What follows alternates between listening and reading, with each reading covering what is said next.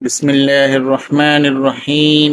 সম্মানিত শ্রোতাবৃন্দ, এই পর্যায়ে আমরা কলকলাহ এর নিয়মাবলী নিয়ে আলোচনা করতেছি। লক্ষ্য করুন, কলকলাহ বা স্থির হয় জজম হলে, 5 হরফে জজম হলে বা জিম দাল ত কফ। যেমন হামজা বা জবর আব, হামজা জিম জবর আজ, হামজা দাল জবর আদে।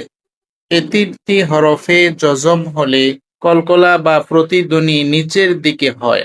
হামজা ত জবর আত, হামজা কফ জবর আক। ত এবং কফ এ দুটি হরফে জজম হলে কলকলা উপরের দিকে হয়, আওয়াজ উপরের দিকে ওঠে। বিশেষ দ্রষ্টব্য হলো, অন্য কোনো হরফে জজম হলে কলকলা না করে স্থির থাকতে হয়।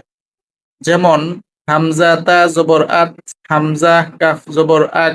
এই পর্বে জানতে পারলাম কলকলাহ এর নিয়মাবলী। 5 হরফে জজম হলে কলকলা বা প্রতিধ্বনি হয়। অন্য কোনো হরফে জজম হলে কলকলা এবং প্রতিধ্বনি হয় না, বরং স্থির থাকতে হয়।